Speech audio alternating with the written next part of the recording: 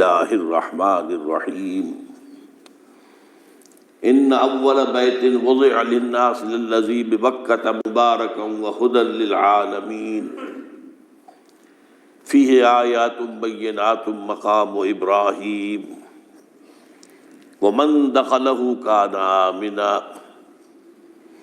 وللہ علی الناس حج البیت من استطاع الیہ سبیلا ومن کفر فإن اللہ غنی عن العالمین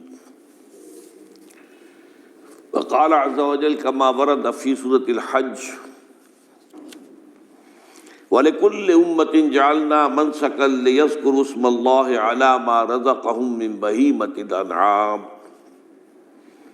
فَإِلَٰهُكُمْ إِلَٰهٌ وَاحِدٌ فَلَهُ أَسْلِمُوا وَبَشِّرِ الْمُخْبِتِينَ الَّذِينَ إِذَا ذُكِرَ اللَّهُ وَجِلَتْ قُلُوبُهُمْ وَالصَّابِرِينَ عَلَى مَا أَصَابَهُمْ وَالْمُقِيمِي الصَّلَاةِ وَمِمَّا رَزَقْنَاهُمْ يُنْفِقُونَ وَالْبُدْنَ جَعَلْنَاهَا لَكُم مِّن شَعَائِرِ اللَّهِ لَكُمْ فِيهَا خَيْرٌ فاذكروا اسم الله عليها صواف فإذا وجبت جنوبها فكلوا منها وأطعموا القانع والمعتر كذلك سخرناها لكم لعلكم تشكرون لن ينال الله لحومها ولا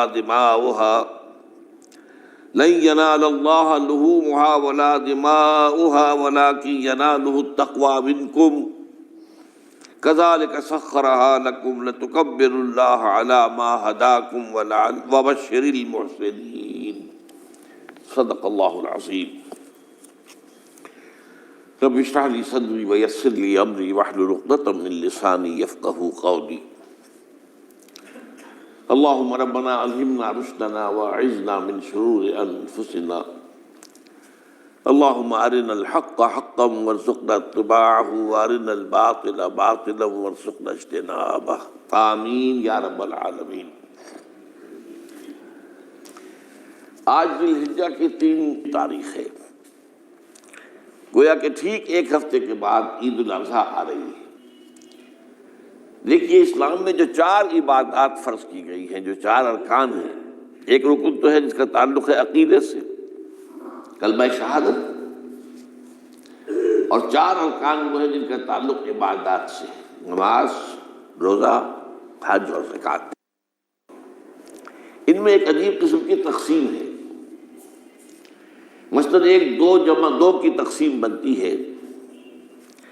2 عبادات ان میں سے وہ ہیں جو ہر مسلمان پر فرض ہے، امیر ہو غریب ہو، مرد ہو عورت ہو، ہر ایک پر فرض ہے، نماز اور روزہ، یہ دونوں چیزیں ہر ایک پر فرض ہیں۔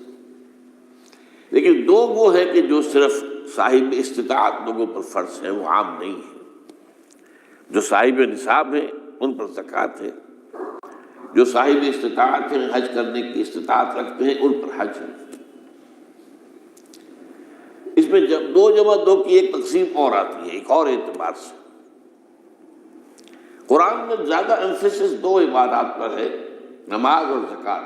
اقیموا الصلاۃ وآتوا الزکاۃ، اقیموا الصلاۃ وآتوا الزکاۃ، اقیموا الصلاۃ وآتوا الزکاۃ، یقیمون الصلاۃ ویؤتون الزکاۃ۔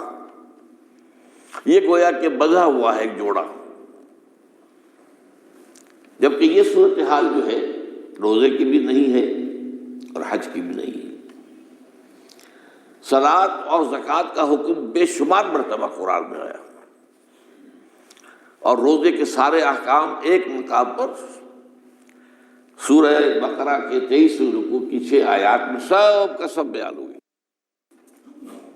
باقی تو بعض جگہوں پر اس کا صرف اس اعتبار سے تذکرہ ہے کہ اگر کوئی کفارہ ادا کرنا ہے اس کے لیے اتنے روزے رکھ لو، ورنہ یہ ہے کہ روزے کا اپنی جگہ پر مستقل بذات جو ہے وہ ذکر یا حکم موجود نہیں۔ اس اعتبار سے غور کیجئے، حج کا معاملہ بھی یہی ہے۔ وہ ایک تو یہ کہ سورہ آل عمران میں اس کی فرضیت کا ذکر آیا، وہ میں نے آیات آپ کو پڑھ کر سنائی ہیں، 2 آیات، ان پر ابھی گفتگو کریں گے۔ سورہ بقرہ کے 24ویں اور کچھ 25ویں رکوع میں کچھ اس کے مناسک بیان ہوئے۔ سورہ حج کے چوتھے رکوع میں اس کے مناسب بیان ہوئے، بس باقی پورے قرآن میں تو اس کا ذکر نہیں ہے۔ تو اس اعتبار سے فرق ہو گیا 2 جمع 2 کا، لیکن یہ جو جن کی اہمیت اس اعتبار سے کم ہو گئی ہے، اللہ تعالیٰ کی عجیب حکمت نظر آئی کہ ہماری جو 2 عیدیں ہیں وہ ان 2 عبادات کے ساتھ منسلک کر دی گئی۔ روزوں کے اختتام پر عید الفطر، حج کے ساتھ عید الاضحیٰ۔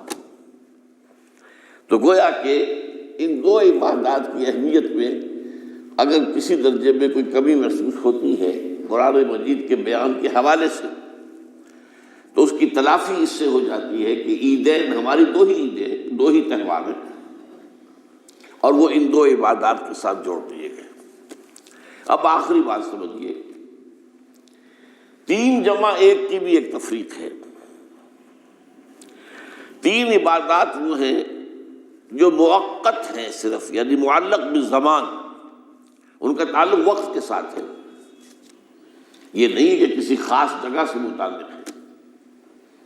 نماز ہر جگہ فرض ہے، ہاں البتہ اس کا وقت آئے گا، اگر سورج جو ہے نصف النہار سے ڈھلکے گا تو ظہر کا وقت ہوگا، اگر کسی وجہ سے اللہ تعالیٰ کی حکمت ہو کہ سورج وہیں کا وہیں کھڑا رہ جائے تو ظہر کا وقت آئے گا ہی نہیں، ظہر فرض ہوگی ہی نہیں۔ مغرب اسی وقت فرض ہوگی جبکہ سورج غروب ہو جائے، اگر کسی وجہ سے سورج غروب نہ ہو، اور کیا پتہ یہ ساری باتیں جو ہے قیامت کا جو زلزلہ آنے والا ہے اس میں یہ ساری ہی باتیں ہونے والی ہیں، سورج مغرب سے طلوع ہوگا یہ تو وضاحت کے ساتھ کہا گیا ہے، تو مغرب کا وقت نہیں آئے گا۔ اسی طریقے سے رمضان کا مہینہ آئے گا تو روزے فرض ہوں گے۔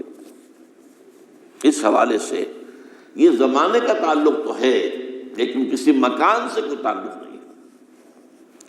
حج وہ ہے جس کے تقریباً تمام مناسک جو ہیں وہ ایک خاص مقام پر ادا ہوتے ہیں۔ آپ سفر کر کے جائیے، مکہ مکرمہ جائیے، اللہ کے گھر کا طواف کیجیے، پھر وہاں سے جو بھی روانگی ہوتی ہے یوم الترویہ 8 ذی الحجہ کو نکلیے اور جا کر منا میں قیام کیجیے 1 رات، پھر 9 کی صبح کو نکلے عرفات جائیے، عرفات میں شام تک قیام رہے گا، لیکن مغرب کی نماز کے وقت کے بعد وہاں سے نکلیں گے، مغرب وہاں پڑھیں گے نہیں، وہ جا کر مزدلفہ میں پڑھی جائے گی عشاء کے ساتھ ملا کر، چاہے کتنی دیر ہو جائے۔ بہرحال یہ ساری چیزیں ایک خاص مقام کے ساتھ ہیں، منسلک ہیں، ہر جگہ پر یہ ادا نہیں ہو سکتا۔ اب اس میں دیکھیے حکمت نظر آ رہی ہے، چونکہ حج جو ہے ایک خاص جگہ پر ایک خاص مقام سے وابستہ ہے، اس کے ساتھ جو عید الاضحیٰ وابستہ کی گئی ہے، یہ گویا کہ حج ہی کے ایک رکن کو پھیلا دیا گیا ہے۔ قربانی جو مناسک حج میں بڑی اہمیت کی حامل ہے، اسے عام کر دیا گیا۔ تم مدینے مکے تو نہیں پہنچ سکے ہو لیکن یہاں پر قربانی کے اندر تو شریک ہو جاؤ۔ اور بعض مشابہتیں اور بتائی گئی ہیں کہ ذی الحجہ کا چاند طلوع ہو جائے تو اس کے بعد حجامت نہ کراؤ، ناخن نہ کاٹو، وہ جو کچھ بھی آپ کو معلوم ہے احرام کی کچھ پابندیاں ہوتی ہیں، ایک مشابہت کسی درجے میں، ٹھیک ہے ہم وہاں نہیں ہیں لیکن ان کے ساتھ ایک مشابہت پیدا ہو رہی ہے۔ تو قربانی در حقیقت جو ہے عید الاضحیٰ وہ گویا کہ ایکسٹینشن ہے حج کی، کہ تمام عالم اسلام کے اندر جو ہے تمام مسلمان جہاں بھی کہیں ہیں وہ حج کے اس ایک منسک کے اندر شریک ہو جاتے ہیں۔ تو یہ میں نے چند باتیں تمہیداً عرض کی ہیں ان عبادات 4 کے بارے میں، ان کی جو ریلیٹیو حیثیت ہے ہمارے دین میں۔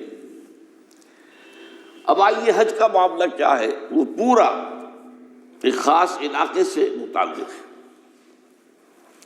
اور ایک خاص شخصیت سے متعلق ہے، یہ بھی نوٹ کر لیجیے۔ چنانچہ جو آیات میں نے آپ کو سنائی حج کے بارے میں، ان اول بیت وضع للناس للذی بمکہ مبارکا وہدی للعالمین، یقیناً پہلا گھر جو بنایا گیا لوگوں کے لیے، یعنی اللہ کی عبادت کے لیے، کہ لوگ وہاں جمع ہوں اللہ کی عبادت کے لیے، وہ ہے جو مکہ میں ہے۔ مکہ اور مکہ یہ ایک ہی لفظ ہے۔ تورات میں مکہ کا لفظ آیا ہے، قرآن مجید میں مکہ۔ یہ تھوڑا فرق جو ہے یہ تلفظ کا ہو جایا کرتا ہے مختلف زبانوں کے اندر۔ جیسا کہ آپ کو معلوم ہوگا کہ آج کل جو عرب کے لوگ ہیں وہ قاف کو گاف پڑھتے ہیں، گل، گم، قم کی بجائے گم، قل کی بجائے گل، اقول لک اقول لک، وہ گاف۔ تو یہ جو ہے فرق ہو جاتا ہے۔ تو مکہ، وادی مکہ، یہ ہے در حقیقت مکہ مکرمہ۔ تو پہلا گھر جو بنایا گیا ہے، اور اس کے بارے میں جو یہ عام طور پر مشہور ہے کہ اس کے معمار حضرت ابراہیم ہیں، یہ بات صحیح نہیں ہے۔ اس کے معمار اول حضرت آدم علیہ السلام خود ہے۔ اول بیت ہے نا، پہلا گھر۔ تو کیا یہ ممکن ہے کہ آدم سے لے کر ابراہیم تک کوئی گھر اللہ کی عبادت کے لیے بنا ہی نہ ہو؟ تو ناممکنات میں سے اولا بیت میں خود دلیل موجود ہے۔ حضرت آدم علیہ السلام نے اس کی تعمیر کی۔ البتہ اس کے بعد بعض سیلابوں کی وجہ سے یہ عمارت گر گئی، اور کچھ جو وہاں پر آبادی بنی تھی وہ بھی ختم ہو گئی۔ تو ایسے آتے ہیں، آپ کو معلوم ہے کہ یمن میں جب ان کا ایک بند ٹوٹا تھا بہت بڑا، سد معارب، تو پھر وہاں جو اتنی خوشحالی تھی، اور جو وہاں پر جو باغات تھے اور جو کھیتیاں سب برباد ہو گئی، اور وہاں سے لوگ جو ہے نقل مکانی کرنے پر مجبور ہو گئے۔ یہی یمن کے قبائل تھے جو جا کر شام اور عراق میں آباد ہوئے۔ یہی یمن کے دو قبیلے تھے جو مدینے میں آ کر آباد ہوئے، اوس اور خزرج، یہ یمن کے قبیلے تھے۔ تو اس بند کے ٹوٹنے کے بعد اگر خدا نہ خواستہ اگر ہمارا تربیلا ڈیم ٹوٹ جائے کیا ہوگا؟ پچھلے دنوں خبریں آئی ہیں اخبارات میں کہ ہندوستان میں غور ہو رہا ہے اس پر کہ تربیلا ڈیم کو اڑا دو۔ وہ سوچ رہے پاکستان کو ختم کرنے کی سبیل کیا ہو سکتی ہے؟ تو بڑی سمپل ہے اور بڑا آسان کام ہے، بمبارڈمنٹ کر دینا جو ہے۔ ٹھیک ہے، ان کا جہاز آئیں، کچھ کو ہم گرا بھی لیں گے، لیکن کچھ تو آ کر جو ہے وہاں پر وہ اپنے بم جو ہے وہ ہدف کے اوپر گرا جائیں گے، کیا ہوگا؟ یوں سمجھیے کہ جو سونامی کا آیا تھا سیلاب، وہ سونامی کا سیلاب آئے گا پاکستان کے اوپر، اور ہر چیز تباہ و برباد ہو جائے گی۔ کم سے کم یوں سمجھیے کہ تقریباً 100 میل کی چوڑائی میں، اور بھی یہ سب جو ہے ریگستان بن جائے گا، ہر چیز ختم ہو جائے گا، خدا نہ خواستہ۔ دوبارہ سد معارف کے بعد یہ صورتحال واقع ہوئی تھی۔ تو اس کے بعد سے یہ جو ہے یہ اللہ کا گھر یہ جو ہے گرا ہوا تھا۔ اس کی کوئی اب صرف یہ کہ قواعد رہ گئے تھے۔ قواعد کہتے ہیں جو بنیادیں ہوتی ہیں، وہ پھر اللہ تعالیٰ نے حضرت ابراہیم کو بتائی کہ یہ ہیں وہ بنیادیں جن پر کہ وہ گھر ہوتا تھا۔ وَإِذْ يَرْفَعُ إِبْرَاهِيمُ الْقَوَاعِدَ مِنَ الْبَيْتِ وَإِسْمَاعِيلُ، ان بنیادوں پر حضرت ابراہیم اور اسماعیل نے مل کر دو معماران حرم نے یہ عمارت جو ہے دوبارہ تعمیر کی ہے۔ تو گویا کہ حضرت ابراہیم علیہ السلام معمار دوم ہے، معمار اول اس کا جو ہے وہ خود حضرت آدم علیہ السلام۔ فیہ آیات بینات مقام ابراہیم، مقام ابراہیم ہے، جو بھی وہاں گئے ہیں انہوں نے دیکھا ہے کہ ایک پتھر تھا جس پر کھڑے ہو کر حضرت ابراہیم علیہ السلام تعمیر کر رہے تھے۔ اب آج تو آپ کو معلوم اسکیفولڈنگ لگ جاتی ہے، بانس لگ گئے، یا آج کل تو جو ہے پائپس جو ہے لوہے کے اس سے لگا کر، تو جیسے جیسے عمارت اٹھتی جا رہی ہے اسی طریقے سے اس کے ساتھ جو ہے وہ چل رہے ہیں اور ان کے اوپر کھڑے ہو کر تعمیر ہو رہی ہے۔ تو اس وقت کچھ نہیں تھا۔ تو ایک پتھر ایسا تھا کہ جو خود بخود اٹھتا تھا، پھر اللہ تعالیٰ کے اٹھانے سے، یا یوں کہیے کہ ملائکہ کے اٹھانے سے، اور اسی پر حضرت ابراہیم کھڑے ہو کر وہ پتھروں کے اوپر پتھر رکھتے جا رہے تھے، اور اس کی وجہ سے اس پتھر کے اوپر کتنی دیر کھڑے رہنا ہوا ہوگا حضرت ابراہیم علیہ السلام کا کہ اس پر ان کے پاؤں کے نشان بن گئے۔ وہ ہے مقام ابراہیم، جو آپ نے دیکھا ہوگا کہ وہاں ایک بہت خوبصورت قسم کا ایک پنجرا سا بنا ہوا ہے اور اس کے اندر وہ مقام ابراہیم ہے۔ اور جب بھی طواف کرتے ہیں تو طواف کے بعد 2 رکعتیں جو ہیں وہ پڑھی جاتی ہیں ابراہیم، مقام ابراہیم کے پیچھے، جتنا بھی قریب تر ہو کر پڑھا جا سکے، لیکن بہرحال رخ ادھر ہے۔ تو فی آیات بینات مقام ابراہیم ومن دخلہ کان آمنا۔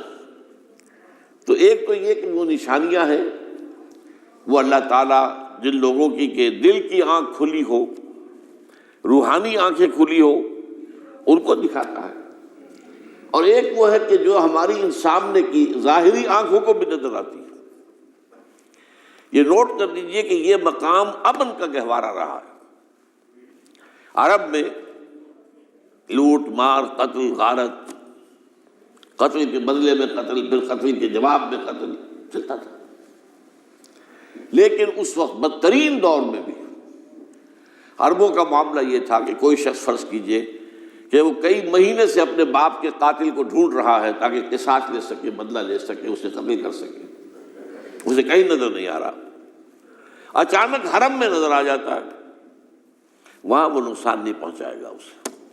یہ امن کا گھر ہے، اللہ تعالیٰ نے اسے امن کی جگہ بنایا ہے، بلد الامین کہا گیا ہے اس کو، امن والا شہر۔ تو یہ جو ہے، یہ تو آج تک بھی اس کی جو برکت ہے وہ نظر آتی ہے۔ وَمَن دَخَلَهُ كَانَ آمِنًا وَلِلَّهِ عَلَى النَّاسِ حِجُّ الْبَيْتِ مَنِ اسْتَطَاعَ إِلَيْهِ سَبِيلًا، اور اللہ کا حق ہے اپنے بندوں پر کہ وہ حج کریں اس کے اس گھر کا، جو کوئی بھی استطاعت رکھتا ہو سفر کی۔ اگر زاد راہ ہے، خرچہ ہے، جانے آنے کے اخراجات مہیا ہیں، اور یہ کہ آپ پیچھے جن کو چھوڑ کر جا رہے ہیں ان کے لیے بھی اتنے وقت کا جو ہے وہ انتظام ہے، کھانے پینے کا، گزارے کا، نان نفقے کا، تو آپ پر حج فرض ہو گئے۔ اب اگر اس فرضیت کے بعد کوئی شخص تاخیر کرتا ہے تو وہ بڑے گناہ کے اندر مبتلا ہے۔ جیسے ہی فرضیت ہو جائے، پہلا کام جو ہے، پہلا قرض جو ہے، یوں سمجھیے یہ اللہ کا قرض ہے بندوں پر۔ یہ لام جو آتا ہے، لام اور اعلیٰ، لام کسی کے حق کے لیے، اعلیٰ کسی کے اوپر حق ہونا۔ وَلِلَّهِ عَلَى النَّاسِ حِجُّ الْبَيْتِ مَنِ اسْتَطَاعَ إِلَيْهِ سَبِيلًا، یہ تو اللہ کا حق ہے لوگوں پر، لوگوں کے ذمے، یہ قرض ہے اللہ کا کہ اس کے گھر کا حج کریں، جائیں، طواف کریں، اور جو بھی اس کے مناسک ہیں ادا کریں، اور وہیں پر قربانی کا بھی ہے۔ لِيَشْهَدُوا مَنَافِعَ لَهُمْ وَيَذْكُرُوا اسْمَ اللَّهِ فِي أَيَّامٍ مَّعْلُومَاتٍ عَلَىٰ مَا رَزَقَهُم مِّن بَهِيمَةِ الْأَنْعَامِ فَكُلُوا مِنْهَا وَأَطْعِمُوا الْبَائِسَ الْفَقِيرَ، اسی کے اندر جو ہے مناسک کے اندر قربانی بھی ہے۔ افریقہ میں آپ کو معلوم ہے، شمالی افریقہ میں زیادہ تر لوگ جو ہیں جیسے کہ ہندوستان پاکستان میں ویسے ہیں، لیکن آپ جنوب میں چلتے جائیے تو رنگ گہرا ہوتا چلا جائے گا، انتہائی سیاہ رنگ وہ بھی ہے، سب آ رہے ہیں، شکلیں جدا ہیں، زبانیں جدا ہیں، لیکن سب کے سب جو ہے ایک ہی نغمہ ان کی زبان پر ہے ایک ہی نغمہ، کہیں واضح کہیں مبہم، وہ ایک ہی مذہب، لبیک اللہم لبیک لبیک لا شریک لک لبیک ان الحمد والنعمت لک والملک لا شریک لک۔ اب یہ ترانہ ہے، توحید کا ترانہ ہے، اور گونج رہی ہے اس وقت، آپ اندازہ نہیں کر سکتے کہ وہ پوری سرزمین گونج رہی ہوگی اس ترانے کے ساتھ، کیونکہ تھوڑی تھوڑی دیر کے بعد نئے قافلے داخل ہو رہے ہیں۔ ابھی ایک قافلہ جو ہے اس نے سعی مکمل کی ہے، شامل ہو گیا، بلکہ اس کے دوران ہی ابھی اس کا ختم نہیں ہوا کہ تیسرا قافلہ چلا رہا ہے۔ وہ تو یہاں تو ظاہر بات ہے کہ میں نے چونکہ ایک نقشہ اپنی نگاہوں سے دیکھا ہے، مدینہ منورہ سے اور مکہ مکرمہ جاتے ہوئے رات کے وقت، کہ کہیں جو ہے وہ روشنیوں کی وہ قطار ٹوٹتی ہی نہیں تھی، مسلسل معلوم ہوتا ہے کہ سڑک کے اوپر گاڑی ہے، مسلسل، کہیں اس کے اندر وقفہ ہی نہیں۔ اتنے بڑے پیمانے پر لوگ جمع ہو رہے ہیں۔ زبانیں جدا ہیں، ایک دوسرے کی زبان نہیں سمجھتے، لیکن ایک زبان اور بھی ہوتی ہے جو بغیر بولے سمجھ میں آتی ہے۔ اس سے معلوم ہوتا ہے سب کے لیے محبت ہے، ہمارے بھائی ہیں، تمام مسلمان ہیں۔ بعض کے اندر یہ محبت کا جذبہ زیادہ ہے۔ ترکوں میں انڈو پاکستان کے لوگوں کے لیے بہت محبت ہے۔ اب وہ بات جو نہیں کر سکتے، سمجھا نہیں سکتے، لیکن ان کی آنکھوں سے، ان کے انداز سے وہ محبت ٹپکی پڑتی ہے۔ تو عالمگیریت جو ہے اسلام کی، ہمگیریت، عالمگیریت، آفاقیت، اس کا جو مظہر نظر آتا ہے وہاں تھا۔ پھر یہ کہ ہمارے ہاں کی جتنے بھی فرقہ بندیاں ہیں وہ وہاں ختم ہو جاتی ہیں۔ وہاں اہل حدیث ہے، حنفی ہے، مالکی ہے، شافعی ہے، حنبلی ہے۔ یہ کام بھی کیا ہے آ کر انہوں نے آل سعود نہیں، ورنہ اس سے پہلے جو ہے وہ 4 مصلے علیحدہ تھے، وہاں پر 4 جماعتیں علیحدہ ہوتی تھی۔ یہ حنفی مصلی ہے، یہاں پہ حنفی امام ہے وہ پڑھائے گا، یہ شافعی مصلی ہے، شافعی امام ہے وہ نماز پڑھائے گا۔ تو یہ جو ایک تفریق تھی وہاں بھی موجود تھی، انہوں نے ختم کیا۔ ایک امام کے پیچھے جماعت ہوگی، اسی میں حنفی بھی ہیں، مالکی بھی ہیں، شافعی بھی۔ کچھ ہیں لوگ جو زیادہ، جن کے اندر کچھ زہر زیادہ گھل گیا ہے فرقے واریت کا، وہ پھر نہیں نماز پڑھتے، وہاں پر محروم رہتے، اس کی فضیلتوں کو چھوڑ کر جا کر کہیں اپنے جو ہے گھروں پر جہاں ٹھہرے ہوئے وہاں جا کے نماز پڑھ لیتے ہیں کہ یہ جو ہے وہابی، ان کے پیچھے ہماری نماز نہیں ہوتی۔ لیکن نہیں، عام طور پر ایسا نہیں ہے، عام طور پر سب لوگ جمع ہیں، نماز پڑھ لیں۔ اور ایک سب سے بڑا مشاہدہ جو ہوتا ہے، جو مجھے سب سے پہلے ہوا تھا پہلے حج میں، یہ 1962 کی بات ہے، تو میں نے محسوس کیا کہ یہ نماز کے اندر اختلافات جو ہیں اسلام مسلمانوں میں صرف اتنے ہیں کہ جس سے جماعت نہیں ٹوٹتی۔ اختلافات ہیں، رفع یدین ہے یا نہیں ہے، آمین بالجہر ہے یا نہیں ہے، اختلافات تو ہیں، لیکن جماعت نہیں ٹوٹتی۔ وہ جو ڈرل ہے، ڈرل جیسے کہ ڈرل ہوتی ہے، آرمی پریڈ ہو رہی ہے، وہ ڈرل ختم نہیں ہوتی۔ ایسا نہیں ہے، میں نے جب سوچا اگر کسی مسلک کے نزدیک رکوع بھی 2 ہوتے، جیسے سجدے 2 ہیں، تو وہ لوگ تو ایک رکوع کے بعد دوسرا رکوع کرتے اور باقی لوگ سجدے میں چلے گئے ہوتے، جماعت ٹوٹ جاتی۔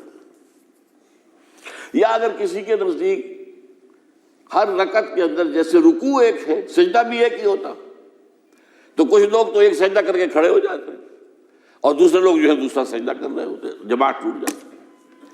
تو یہ میں سمجھتا ہوں کہ یہ کس کی حکمت ہے، کس نے یہ طے کیا کہ ٹھیک ہے آپ میں رنگا رنگی بھی ہو، اے ذوق اس چمن کو ہے زیب، اختلاف سے اختلاف بھی ہے، رفع یدین بھی ہو رہا ہے، آمین بالجہر بھی ہو رہا ہے، نہیں بھی ہو رہا ہے، سب کچھ ہے، لیکن وہ اجتماعیت نہیں ٹوٹ رہی۔ یہ وہ یوں سمجھیے کہ یہ زندہ معجزہ ہے اسلام کا کہ 1400 برس بیت گئے ہیں اور کتنے بڑے علاقے میں یہ اسلام پھیلا ہے، اور یہ کہ مختلف مسالک وجود میں آئے، اس میں کوئی شک نہیں ہے۔ حنفی ایک علاقے کے اندر آپ کو ملیں گے صرف شافعی، ہندوستان کا بھی مغربی ساحل کے صرف شافعی ملیں گے آپ کو۔ اس سے آگے آپ جائیے، چونکہ یہ عرب تاجروں کے ذریعے سے ایمان لائے ہیں یہ لوگ، سری لنکا کے لوگ ہیں، انڈونیشیا کے لوگ ہیں، ملیشیا کے لوگ، سب شافعی ہیں۔ ہندوستان میں چونکہ اوپر سے شمال سے آیا ہے اسلام، یہ ترکوں کے ذریعے سے آیا ہے، اور وہ کٹر حنفی تھے، یہاں حنفیت آئی ہے۔ ترک جو ہے کٹر حنفی، یہ ترکی تو تھے جو آئے تھے۔ یہ کون تھا؟ محمود غزنوی کون تھا؟ سبکتگین کون تھا؟ الپتگین کون تھا؟ بختیار کاکی کون تھا؟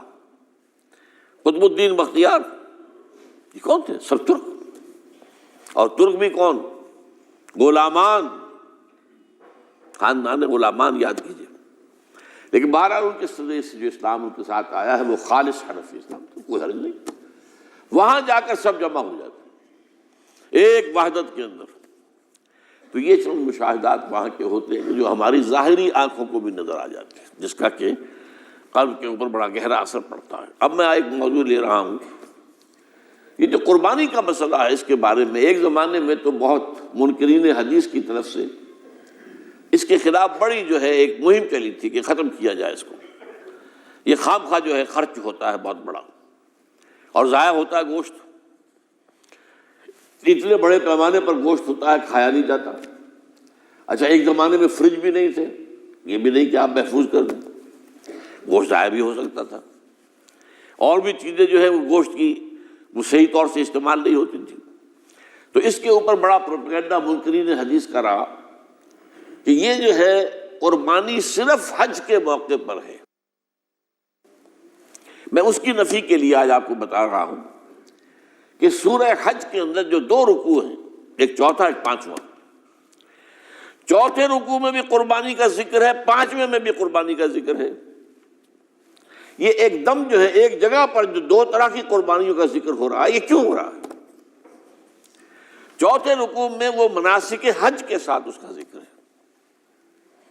وہاں جو فرمایا گیا لِيَشْهَدُوا مَنَافِعَ لَهُمْ وَيَذْكُرُوا اسْمَ اللَّهِ عَلَىٰ مَا رَزَقَهُم مِّن بَهِيمَةِ الْأَنْعَامِ فِي أَيَّامٍ مَّعْلُومَاتٍ عَلَىٰ مَا رَزَقَهُم مِّن بَهِيمَةِ الْأَنْعَامِ فَكُلُوا مِنْهَا وَأَطْعِمُوا الْبَائِسَ الْفَقِيرَ. وہاں پہ قربانیاں دو، پھر اللہ کا نام لو ان جانوروں پر جو اللہ نے تمہیں عطا کیے ہیں، ان جو معین دنوں کے اندر دو، فی ایام معلومات، اور پھر اس میں سے خود بھی کھا. اور جو ہے جو جیسے صدقہ کا گوشت ہوتا ہے وہ نہیں ہے، وہ قربانی کا گوشت ہے، اس میں سے آپ خود بھی کھائیں اور غرباء کو کھلائیں، غریبوں کو دیں، مساکین کو دیں. تو یہ پورا حکم آ چکا ہے چوتھے رکوع کے اندر. پانچواں رکوع پورا کا پورا جو ہے وہ عید الاضحیٰ پر ہے میرے نزدیک. یہی حکمت صوم کے بارے میں ہے کہ وہاں جب ایک حکم تکرار کر کے آیا کہ پہلے فرما دیا گیا فمن کان منکم مریضا او علی سفر فعدۃ من ایام اخر، اگر بیمار ہو کوئی اور یہ یا کہ سفر پر ہو تو تعداد دوسرے دنوں میں پوری کرے. پھر کیا وجہ دوبارہ آ رہا ہے؟ شہر رمضان الذی انزل فیہ القرآن ھدی للناس وبینات من الھدی والفرقان فمن شہد منکم الشہر فلیصمہ ومن کان مریضا او علی سفر فعدۃ من ایام اخر. کیوں؟ یہ تو ادبی اعتبار سے یہ کلام کا عیب شمار ہوتا ہے، تکرار بلا کسی سبب کے. نہیں، سبب کے بغیر نہیں ہے. وہاں کیا تھا؟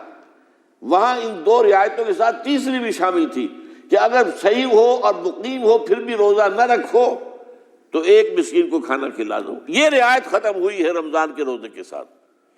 اب رکھنا پڑے گا روزہ، اور اگر بیمار ہو یا سفر پر ہو تو ٹھیک ہے، دوسرے دنوں میں پورا کرو، پورا کرنا لازم ہے اس کا.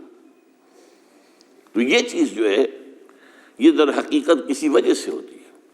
بالکل یہی بات ہے سورہ حج کے چوتھے رکوع کے اندر وہ جو قربانی ہے حج کے ساتھ اس کا ذکر آ چکا. اب سنیے یہ جو آ رہا ہے، فرمایا وَلِكُلِّ أُمَّةٍ جَعَلْنَا مَنْسَكًا، ہر امت پر ہم نے ایک جو ہے قربانی کا معاملہ نازل وہ جو ہے فرض کیا ہے. میں نے چونکہ آج شروع میں کہا تھا کہ صوم اور حج میں کچھ مشابہتیں ہیں. دیکھیے صوم کا حکم بھی آیا تھا تو کس طور سے آیا تھا؟ یا ایھا الذین آمنوا کتب علیکم الصیام کما کتب علی الذین من قبلکم لعلکم تتقون. اہل ایمان تم پر روزہ رکھنا فرض کیا گیا جیسے کہ فرض کیا گیا تھا ان پر جو تم سے پہلے تھے. یہاں پر اسی حوالے سے بات ہو رہی ہے کہ اے مسلمانوں یہ قربانی صرف تم پر فرض نہیں کی جا رہی، یہ تو ہر امت پر، ہر نبی ہر رسول کی امت. وَلِكُلِّ أُمَّةٍ جَعَلْنَا مَنْسَكًا لِيَذْكُرُوا اسْمَ اللَّهِ عَلَيْهَا، تاکہ وہ نام لیں اللہ کا، عَلَىٰ مَا رَزَقَهُم مِّن بَهِیمَةِ الْأَنْعَامِ، جو کچھ اللہ تعالیٰ نے انہیں رزق دیا ہے. یہ چوپائے جو ہیں حیوانات قسم کے، ان پر اللہ کا نام لے کر چھری پھیری جائے، اللہ کے نام سے ان کو ذبح کیا جائے. فَإِلَٰهُكُمْ إِلَٰهٌ وَاحِدٌ فَلَهُ أَسْلِمُوا. تو یہ جان لو کہ اس قربانی کی اصل روح کیا ہے؟ وہ یہ ہے کہ اللہ تمہارا ایک الہ ہے، اسی کے سامنے تمہیں سر جھکانا ہے. یہ روح تقویٰ اگر نہیں ہوگی تو یہ قربانی بے معنی ہو جائے گی.